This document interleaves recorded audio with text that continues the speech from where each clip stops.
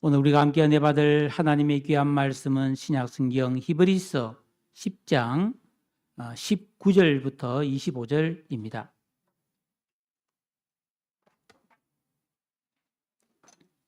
10장 19절부터 우리 한 절씩 교도하도록 하겠습니다.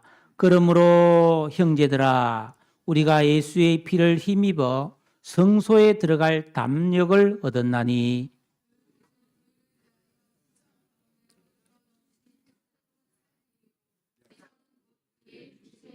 또 하나님의 집 다스리는 큰 제사장이 계심에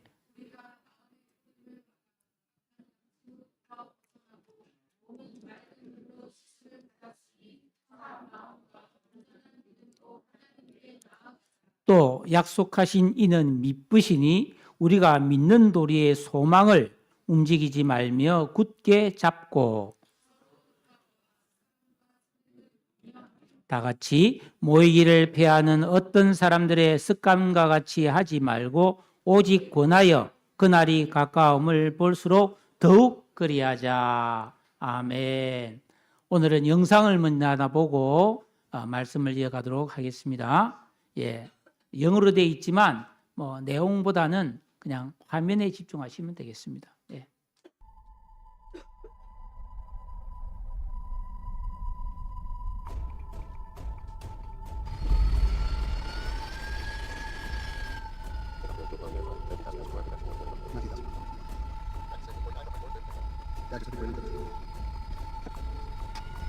이 이야기는 실제로 있었던 실화입니다.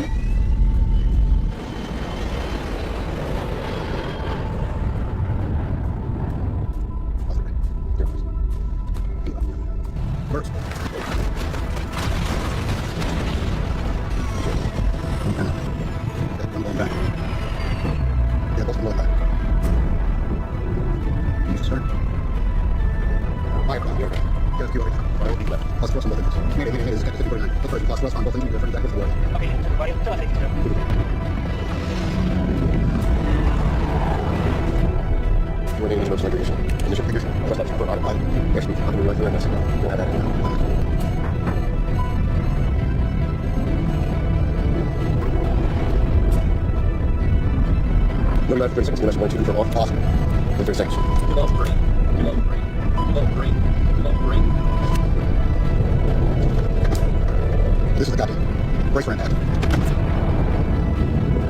You can land on the 1 0. You can make. Okay, the terminal is 0. Go ahead, turn it over. Go right.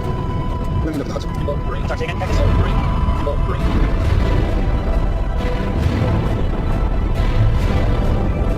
That's it. That's it. That's it. That's 49 later. Adios, guys. We're about to do that's it.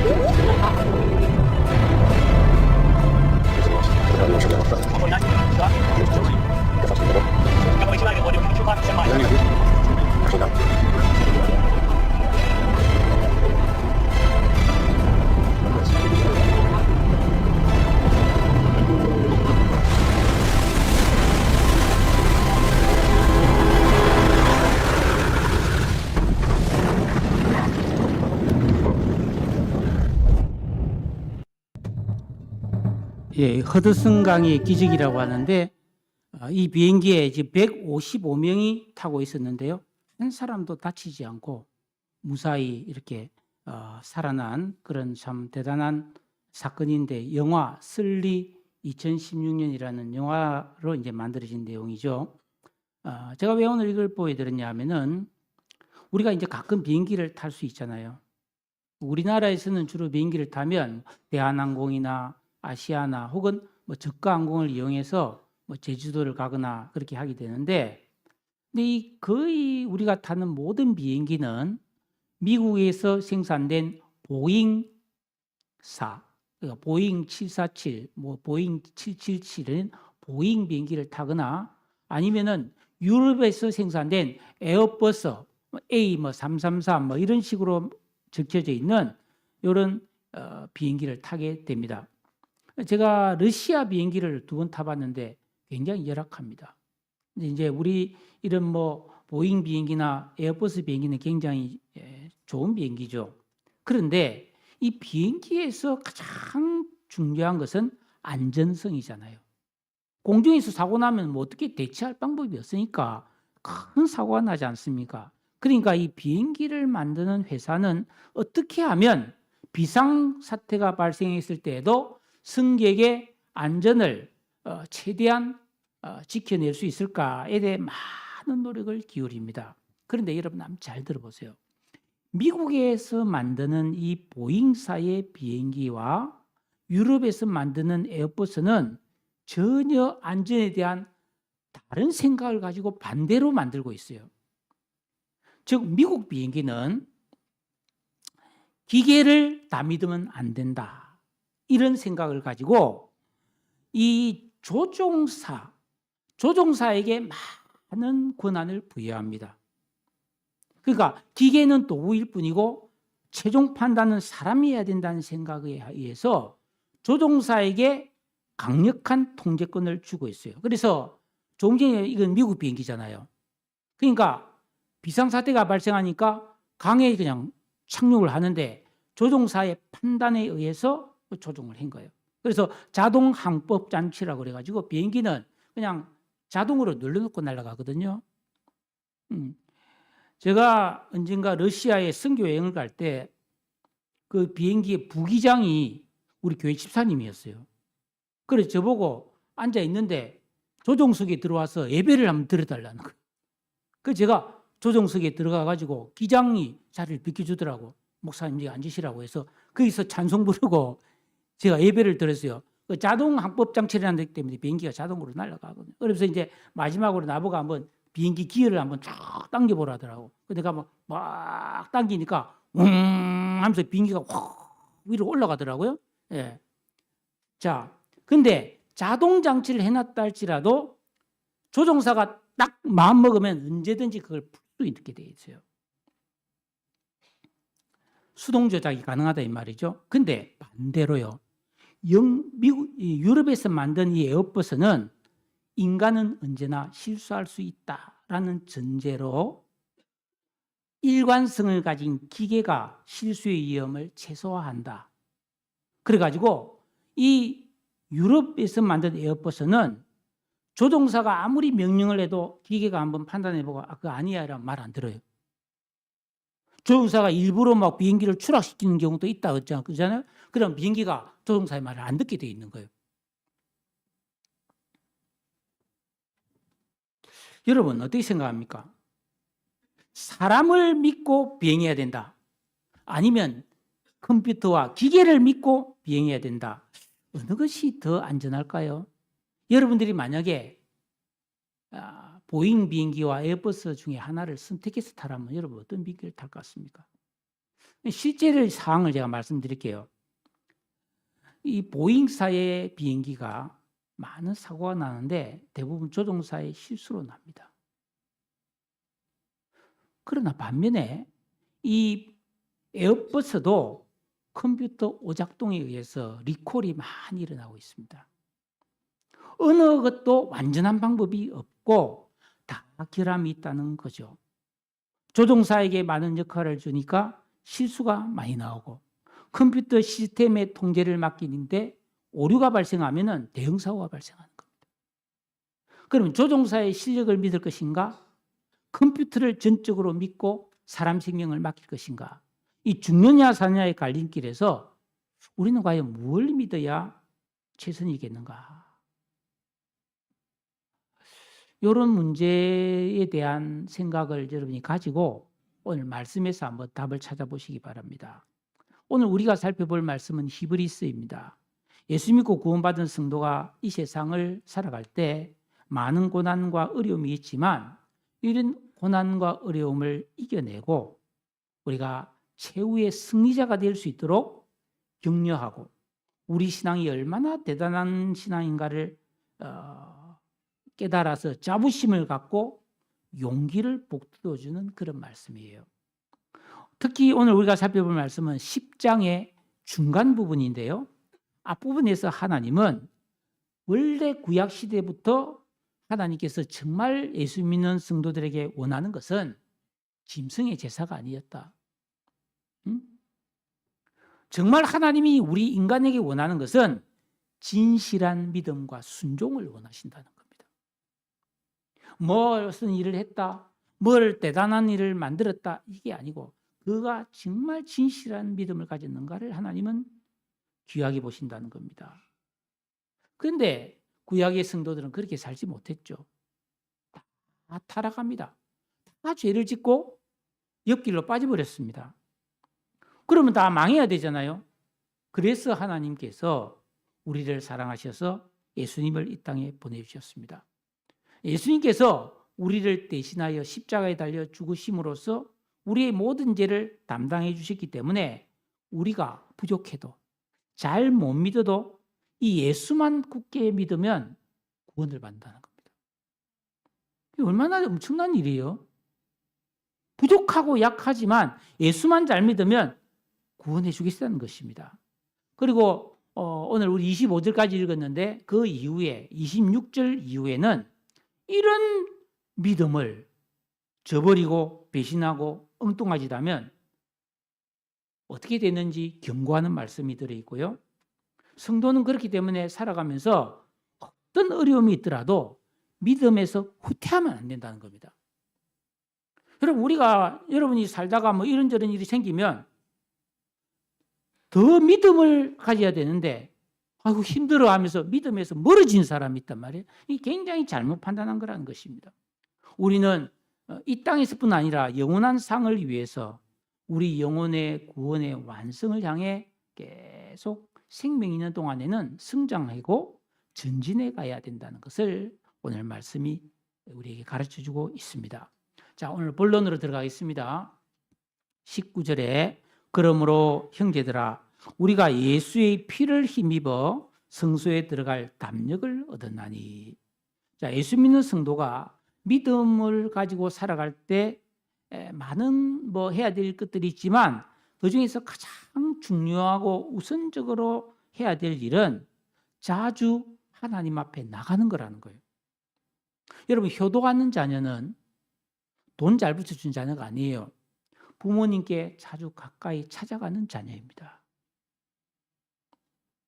우리는 예수 믿는 사람들이고 하나님을 사랑하는 자녀들이잖아요. 그렇기 때문에 예배하고 기도하고 혹은 말씀을 묵상하고 내 죄를 회개하며 하나님 앞에 찬송하고 감사하고 이런 영적 생활을 통해서 하나님께 자주 나아가야 하나님과의 만남이 이루어진다는 것입니다. 이게 얼마나 큰 은혜냐 하면은 원래 인간은 하나님과 친밀하도록 창조됐죠. 근데 아담과 하와가 선악과를 따먹고 죄를 지음으로써 에덴 동산 낙원에서 쫓겨났습니다. 그래서 하나님과 우리 사이가 일이 벌어졌어요. 그런데 하나님과 우리 사이가 벌어지는 순간 인간에게는 많은 고난과 슬픔과 결핍이 왔어요. 지금 오늘날 이 세상에 수많은 문제들, 지금 법원에 가보세요. 재판이 몇 년치가 쌓여 있습니다. 교도소에 있는 사람이 넘쳐납니다. 얼마나 괴롭고 슬프고 힘든 사람이 많아요. 병원에 가면 환자가 꽉꽉 차 있고요. 아이고 참 고통 중인 사람이 너무 많지 않아요? 이런 모든 문제가 뭐예요? 하나님에게서 떠났기 때문에 생겼단 말이죠. 그러니까 인간이 가진 모든 문제의 해결책은 하나님께로 가야 해결되는 건다. 그런데 하나님 앞에 절대로 갈 수가 없어요. 죄 때문에. 예. 그런데 하나님 앞에 갈 수 있도록 가능하게 해주신 분이 바로 예수입니다. 이 말이에요. 예? 그러므로 요한복음 14장 6절에 보니까 예수님이 내가 길이요 진리요 생명이다. 나로 말미암지 않고는 아버지께로 올 자가 없다. 그랬단 말이에요. 그러니까 우리 예수를 잘 믿음으로써 우리는 하나님을 만날 수 있고 하나님을 만나면 우리의 어떤 문제도 해결받을 수 있고 하나님이 주시는 좋은 은혜와 복도 받아 누릴 수 있는 줄로 믿으시기를 바랍니다. 또 베드로전서 3장 18절에 보면 예수께서도 한 번 죄를 위하여 죽으사 의인으로서 불의한 자를 대신하셨으니 이는 우리를 하나님 앞으로 인도하려 하심이라. 예수님은 우리를 하나님 앞으로 자꾸 데려가고 싶어요. 왜? 그래야 우리에게 좋은 일이 일어나니까. 그러니까 예수님이 십자가에 달려 피를 흘려서 영원한 제사를 한 번으로 완성했기 때문에 다시는 우리가 구약의 성도들처럼 짐승을 잡아 제사 드릴 필요 없이 하나님이 계신 성소로 들어갈 수 있게 되었다는 것입니다. 구약 시대에는 하나님 앞에 가려면 떨리고 부끄럽고 막 겁나고 그랬습니다. 근데 이제는 우리가 예수께서 흘려주신 피로 인해서 하나님과 우리 사이가 화목하게 되기 때문에 여기 보니까 담력을 얻었다. 이 말은 뭐예요? 권리를 가지게 되었다. 이 말, 권리. 예? 우리는 하나님 앞에 나갈 수 있는 권리가 있는 거예요. 여러분 극장에 갈 때도 입장권을 사면 당당하게 들어갈 수 있습니다. 그죠? 뭐 결혼식이다 이럴 때 내가 하객으로 가면은 내가 하객으로 왔으면은 뭐 부조하고 예? 식권 받으면 뷔페 식당에 당당하게 들어가서 마음껏 먹을 수 있습니다.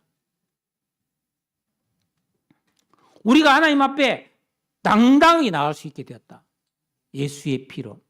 그러니까 이 은혜를 우리가 소홀히 하거나 하찮게 여기면 안 된다는 거예요. 그래서 이 권리를 사용해서 하나님 앞에 즐겨 나아가고 자주 나아가고 기쁨으로 나아가는 자는 하나님께로부터 복과 은혜, 보호와 능력을 받을 수 있는 줄로 믿습니다. 자주 나가시기 바라요. 그러면서 20절에 그 길은 우리를 위하여 휘장 가운데로 열어놓으신 새롭고 산 길이요 휘장은 곧 그 육체니라. 이 말씀은 예수님께서 십자가에 달려 이제 숨을 거두시면서 다 이루었다. 하나님 내 영혼을 하나님께 부탁하나이다 하고 탁 돌아가셨을 때 어떤 일이 벌어졌어요? 성전에 지성소와 이게 사람과 하나님 사이를 가로막고 있던 성전의 휘장 한 뼘 이 두께의 커튼이에요. 그게 쫙 찢어지면서 하나님과 우리 사이가 막힌 담이 열려버렸어요. 이걸 두고 하는 말이다. 그래서 휘장은 곧 그의 육체다. 예수님이 찔리고 찢겨서 돌아가심으로써 휘장도 찢겨버렸다 이 말이에요. 그러니까 구약 시대에는 아무리 하나님 믿는 백성이라 할지라도 허물과 죄 때문에 감히 하나님 앞에 나갈 수가 없었어요. 그리고 짐승을 잡아 제사를 드린 후에 제사장이 대신 기도해 줄 뿐이었습니다. 그러나 이제는 예수 믿고 구원받은 성도는 하나님께로 나갈 수 있도록 예수님이 새로운 길, 영원한 생명으로 인도하는 문을 활짝 열어놓으셨다 이 말입니다. 여러분 우리나라가 뭐 산이 많잖아요. 국토의 70%가 산인데 그러다 보니까 우리가 뭐 강원도를 가거나 저 뭐 호남 지방을 가거나 경상도를 가거나 이 고속도로를 가보면 얼마나 이게 다리도 많고 터널도 많습니까? 그 길을 만들어 놨단 말이에요. 그러니까 우리가 쉽게 갈 수 있는 거죠. 지금 우리 이제 월곶도 내가 살아보니까 너무 교통이 좋은 거예요. 예. 저는 자랑 많이 합니다. 어디 가면 내가 사는 게 얼마나 좋은 줄 아느냐? 교통의 요지야, 교통의 요지. 여러분 바로 뭐 고속도로들이 얼마나 많습니까? 뭐 영동고속도로 있지, 제삼경인수도로 있지, 수도권 고속도로 있지, 뭐 서해안도로 갈 수 있지요, 뭐 다 갈 수 있어요. 그리고 지금 우리 월곶에서 판교까지 월판선이라고 하는 이 철도 노선이 2019년에 개통됩니다. 여기서 이제 전차를 타면 월곶에서 시작합니다. 타면은 안양, 의왕을 거쳐서 판교까지 가는 거예요. 판교까지. 기가 막힌 겁니다. 이렇게 길을 닦아 놓으면은 얼마나 가기가 수월합니까? 그것처럼 예수님께서 우리가 영원한 생명을 얻을 수 있는 하나님께 복을 받을 수 있는 길을 확장 열어놨다는 거예요. 길을 닦아놨다는 것입니다.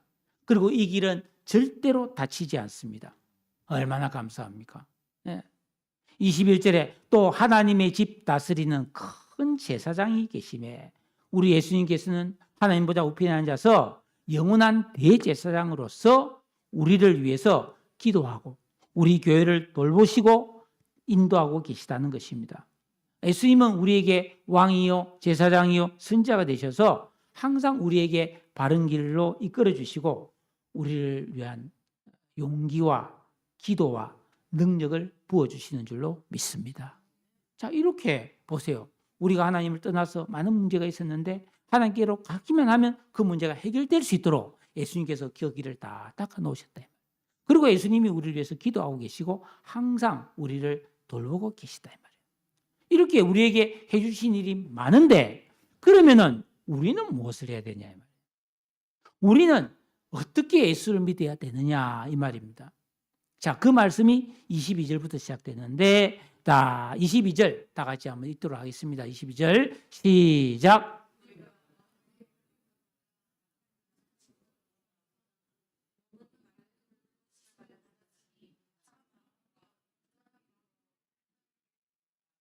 자, 우리가 예수 믿고 구원을 받았다는 것은 먼저 마음에 피가 뿌려졌다는 거예요. 예수님의 피가 우리 마음에 팍 뿌려졌다는 것입니다. 응? 여러분, 구약시대의 제사장은 하나님 앞에 나가기 위해서 사람들을 대표해서 일반 성도들을 대표해서 제사장이 하나님 앞에 혼자 나가는데 그냥 나가면 안 돼요. 그냥 나가면 죽어요. 그래서 소나 양이나 염소를 죽여서 그 피를 오른쪽 요 깃뿌리에 발라야 돼요. 그리고 오른손 엄지손가락에도 피를 바르야 되고 엄지발가락, 오른쪽 엄지발가락에도 피를 바르고 옷에다가 피를 착착 뿌려서 그런 다음에 하나님 앞에 나가야 돼요. 왜냐하면 죄는 피를 통해서만 깨끗하게 된다는 뜻이에요. 그런데 이제 우리 예수 믿고 구원받은 성도는 그럴 필요가 없어요. 왜? 예수님께서 십자가에서 피를 흘려주셨기 때문에 그 예수를 믿는 사람은 예수의 피가 우리 마음속에 뿌려졌다라는 것입니다. 이게 엄청난 이야기죠. 그래서 우리는 악한 양심, 죄악에서 벗어났기 때문에 하나님 앞에 나갈 수 있다는 것입니다. 그런데 여기서 그치면 안 돼요. 우리는 그 구원받은 다음에는 예수님이 이렇게 살아라고 하신 계명을 순종함으로써 악한 의식, 악한 지각, 악한 감성, 악한 양심에서 벗어날 수 있는 것입니다. 또 그 구약시대의 제사장은 그렇게 피를 뿌린 것만으로 또 안 돼요. 반드시 그 앞에 있는 큰 대야에 물두멍이라는 대야에 물이 있는데 그 물로 씻어야 돼요. 손발을. 예. 정결의식이죠. 그러니까 피를 통해 마음의 정결도 중요하지만 겉의 외적인 정결도 필요했다는 것입니다. 우리 예수 믿고 구원받은 성도는 믿음의 외적인 표징으로서 세례를 받았죠. 그러니까 우리는 몸은 세례를 통해 깨끗하게 되었고 마음은 예수님의 피뿌림을 받아서 정결하게 되었으므로 하나님 앞에 온전한 믿음으로 나가야 된다는 것입니다. 여기 보면 참 마음과 온전한 믿음으로 하나님께 나가자 그랬습니다. 그러니까 이 참 마음이라고 하는 것은 하나님께 나갈 수 있는 담대한 마음, 악한 양심에서 벗어난 마음, 핏뿌림과 물로 씻음받은 정결한 마음을 의미합니다.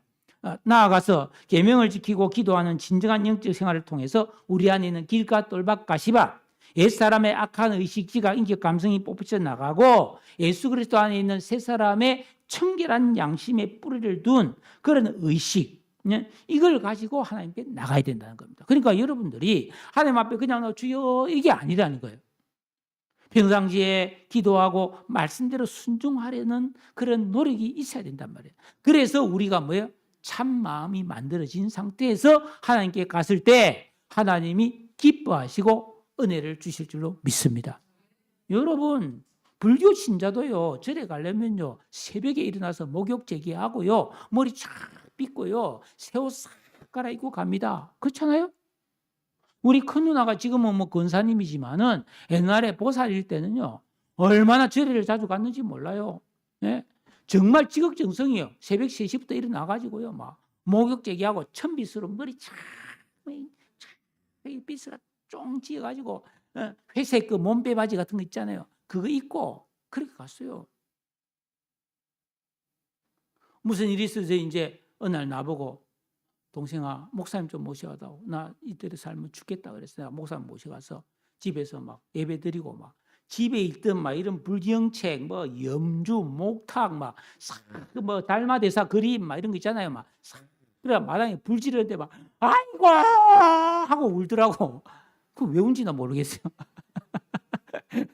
지금은 교회 잘 다니고 신문사가 됐어요. 여러분, 우리는 참 마음을 만들어서 하나님 앞에 나가야 됩니다. 그냥 떨렁떨렁 이렇게 아니에요. 여러분, 하나님이 얼마나 크고 두려우신 분입니까? 그 다음에는 온전한 믿음입니다. 온전한 믿음이라는 것은 충만한 확신 이런 뜻인데, 세상의 유혹과 육신의 정욕, 안목의 정욕, 이생의 자랑, 교만, 불신앙에 흔들리지 않는 견고한 믿음을 말하는 것입니다. 이 온전한 믿음도 역시 예수님을 내 인생의 주인과 왕으로 모시고 계명을 지키고 주기도문으로 기도함을 통해서 영적인 내공을 쌓아야 신에 찬 견고한 믿음이 만들어진다는 것입니다. 여러분, 우리는 믿음으로 구원받았는데 이 믿음은 하나님이 선물로 주신 믿음이잖아요. 내 믿음이 아니에요. 하나님이 우리에게 선물로 주신 믿음이에요. 그러나 그렇게 하나님이 주신 은혜로 구원을 받은 다음에는 우리가 뭐예요? 순종함과 기도함과 이 영적 생활을 통해서 내 믿음을 키워가야 될 줄로 믿으시기를 바랍니다. 이런 믿음으로 하나님 앞에 나아가면 하나님께서 은혜를 베풀어 주시는 거예요. 그 은혜를 받아야 감사와 평강과 사랑과 선행과 굳건한 소망의 삶을 살 수 있다는 겁니다. 오늘 성가대가 찬양 부를 때 깜짝 놀랐어요. 오늘 설교 내용과 상당히 일치하다. 소망 이야기를 많이 하더라고. 기쁨도 이야기하고. 23절에 보시면은 또 약속하신 이는 미쁘시니 우리가 믿는 도리의 소망을 움직이지 말며 굳게 잡고. 이 말씀은 참 하나님의 긍휼한 말씀이에요. 여러분, 우리 성경은 우리 성도들이 오랫동안 인내하지 못하고 변덕스럽고 자주 유혹에 빠지기 쉬운 약점과 한계를 가진 것을 잘 알고 있습니다. 우리가 참 마음과 온전한 믿음을 가졌다 할지라도 이것을 오래오래 지켜낸다는 것은 쉬운 일이 아닙니다.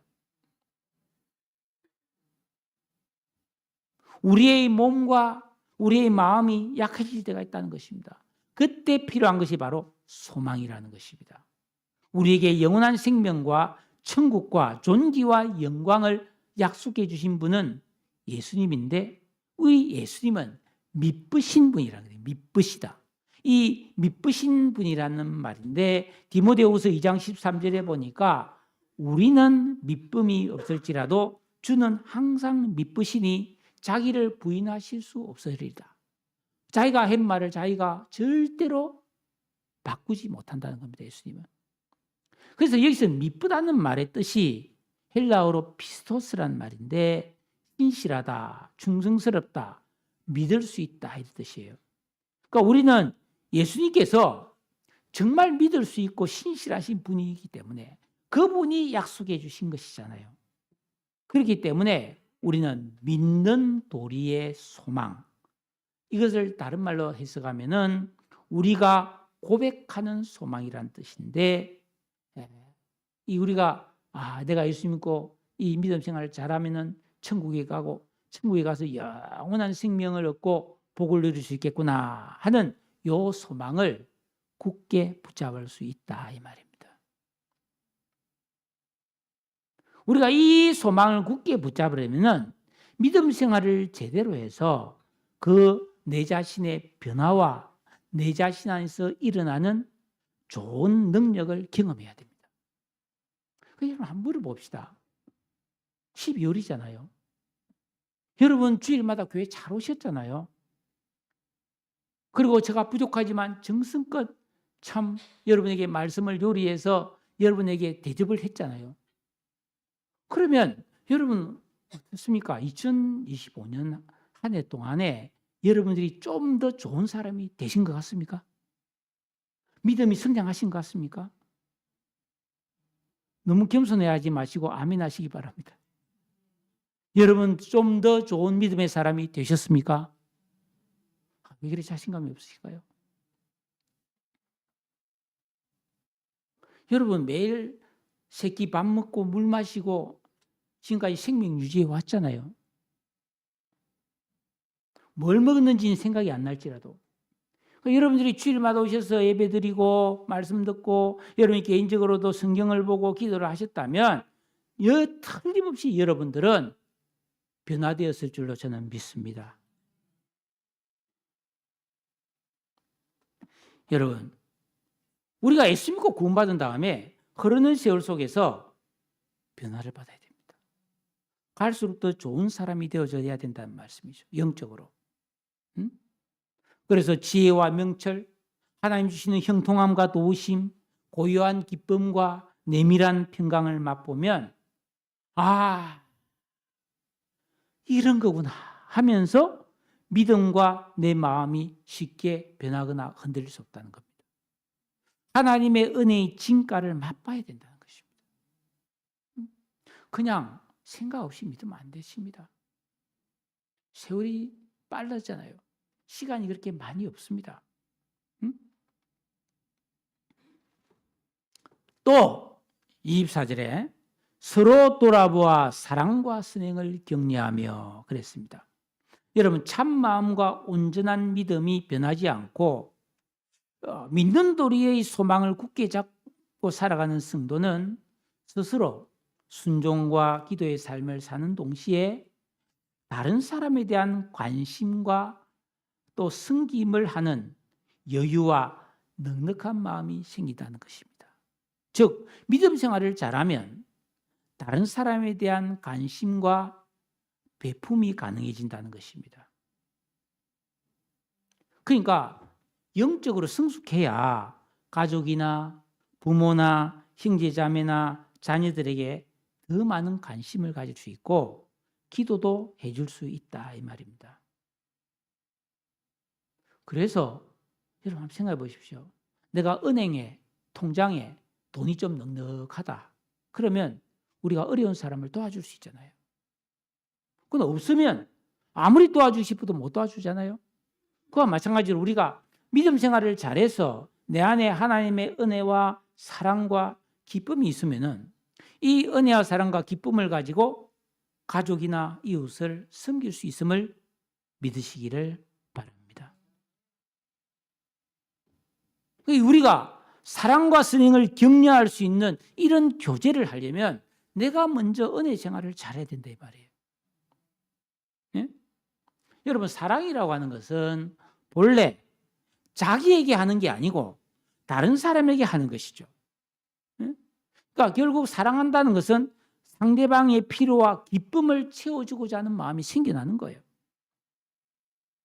그러면 선행은 뭐냐 하면은 그 사랑을 구체적으로 표현하는 행동을 말하는 것입니다.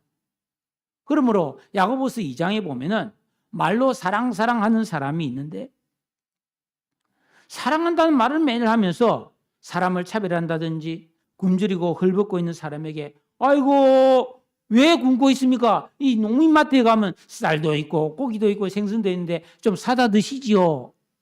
그러면서 안 도와주는 거. 완전히 이건 말이 안 되잖아요. 추워서 막 벌벌벌 떨고 있는데 가가지고 왜 이렇게 춥게 지내냐고 보일러 팡팡 떼고 저 백화점에 가서 따뜻한 패딩도 사 입고 그래서 겨울을 따뜻하게 보내세요. 안녕히 계세요 하고 가면 되냐 이 말. 가난한 사람한테 가서. 그래서 야고보서는 행함이 없는 사랑한다고 말만 하고 실천이 없는 것을 죽은 믿음이다. 그 믿음이 없는 거고 불신앙이라고 말씀하신 것이죠.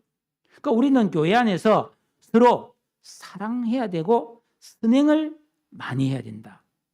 그리고 이것을 서로가 잘할 수 있도록 격려하고 노력해야 된다는 것입니다. 이것이 정말로 나를 좋게 만드는 비결인 줄로 믿습니다. 자, 그런데 여기서 또 한 가지를 이야기하고 있어요. 우리가 교회 안에서 성도 간에 서로를 돌아보고 사랑과 선행과 격려를 잘하려면 자주 모여야 된다는 겁니다. 만남과 교제가 있어야 된다는 것입니다. 그래서 오늘 말씀 25절에 보니까 모이기를 패하는 어떤 사람들의 습관과 같이 하지 말아라. 그러니까 성도는 왜 모여야 되느냐? 사랑과 선행을 격려할 기회를 얻기 위해서 모여야 된다는 말씀입니다.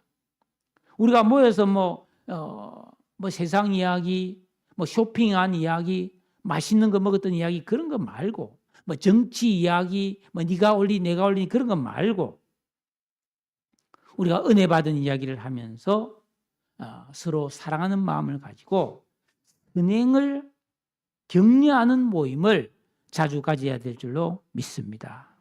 그런데 여러분, 보이지 않게 역사하는 이 마귀가 지금 이 세상을 꽉 잡고 있어요. 그래서 지금 이 세상에서 벌어지고 있는 풍조를 보면은 독립성, 자유, 내 인생은 나의 것, 이런 미명하에 교회에서조차 모이기를 싫어하고 있던 모임도 폐지하는 경향이 뚜렷합니다. 2026년도를 전망하는 한국교회의 실상이라는 책을 보면은 코로나 유행기를 지나면서 많은 교회들의 모임이 줄어들었어요. 새벽기도 안 하는 교회가 적지 않습니다. 수요일 저녁도 안 모이고 금요기도에도 없어지고 오후 예배도 사라진 교회가 꽤 많습니다. 성도들 가운데도 주일에 교회 가지 않고 집에서 온라인 예배에 정착하는 그런 어이없는 경우도 생겨났습니다. 여러분, 참마음과 온전한 믿음을 가진 성도가 이런 잘못된 습관에 빠져서 정착하면 안 된다. 에베소서 4장 27절에 마귀에게 틈을 주지 말라 그랬습니다. 여러분, 마귀는 딱 보고 있다가 조금만 틈이 있으면 그걸 공격해버리는. 여러분, 우리 성도가 이렇게 모이지 않으면은 셀 모임을 통해서나 기도의 모임이라든지 주중 예배 같은데 모이지 않으면은 서로의 형편을 알 수 없고 사랑과 선행을 나눌 기회도 가질 수가 없어요. 그러므로 오직 권하여 그날이 가까움을 볼수록 더욱 그리하자. 근데 이 오직 권하여라는 이 말, 25절에 있는 이 말이 참 다양한 뜻을 가지고 있습니다. 파라칼레오라는 헬라어인데요. 이 권한다는 말이 위로하다. 위로해서라도 모임에 참석시키라. 격려해서라도 참석시키라. 그 다음 또 훈계라는 뜻도 있습니다. 훈계해서라도 참석시키라. 그 다음 또 간청이라는 말도 있어요. 간청해서라도 참석시키라. 마지막으로 강제 소집해서라도 참석시키라.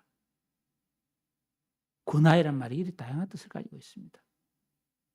그래서 제가 여러분한테 이런 걸 좀 하려고 해요.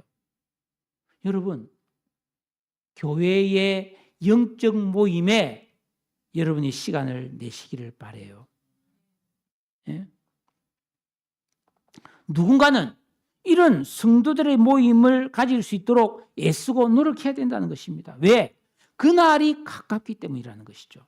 그날은 예수님이 재림하시는 날이며 심판과 멸망의 날이며 우리 예수 믿고 구원받은 올바른 믿음 생활하는 성도에게는 기쁨의 날이기 때문입니다. 누가복음 21장 34절에 너희는 스스로 조심하라. 그렇지 않으면 방탕함과 술취함과 생활의 염려로 마음이 둔하여지고 뜻밖의 그날이 덫과 같이 너희에게 임하리라. 우리가 영적인 모임을 통해서 사랑하고 선을 행하는 일에 힘쓰지 않고면 거의 다 방탕해지고 그냥 술 취하고 이런저런 염려와 근심과 쾌락에 빠지고 마음이 둔감해져 버린다. 그러다가 갑자기 그날이 온다. 그날은 뭐예요? 예수님이 재림하는 날 혹은 나의 종말. 주님 만나야 되는 그날이 갑자기 온다. 그렇기 때문에 성도는 계명을 지키고 기도하는 진정한 영적 생활을 꾸준히 계속하면서 깨어있는 영감의 사람이 되어야 된다는 겁니다. 이제 말씀을 맺겠습니다. 22절에 보십시오. 여기 보면 온전한 믿음이 나옵니다. 23절에 보면 믿는 도리의 소망이 나옵니다. 24절에 보시면은 서로 돌아보는 사랑이 나옵니다. 믿음, 소망, 사랑입니다. 우리는 이 세 가지를 잃어버리지 말고 항상 붙들고 살아야 합니다. 그게 그리스도인입니다. 세상의 유혹에 빠져서 이런 경건함이 소홀히 되거나 약해지면 안 된다. 여러분, 예수님께서 이 땅에 오셔서 그 많은 고난을 당하시고 십자가에 달려 피 흘려 죽으심으로써 우리가 갈 수 있는 새롭고 산 길을 만들어 놨어요. 구원과 영생, 영원한 기쁨과 행복이 있는 그 하나님께로 향하는 길을 열어놨는데 그 길을 안 가고 자꾸만 딴 길을 가면 안 된다 이 말이에요. 응? 주저하지 마십시오. 피하지 마십시오. 오늘 12월 7일입니다.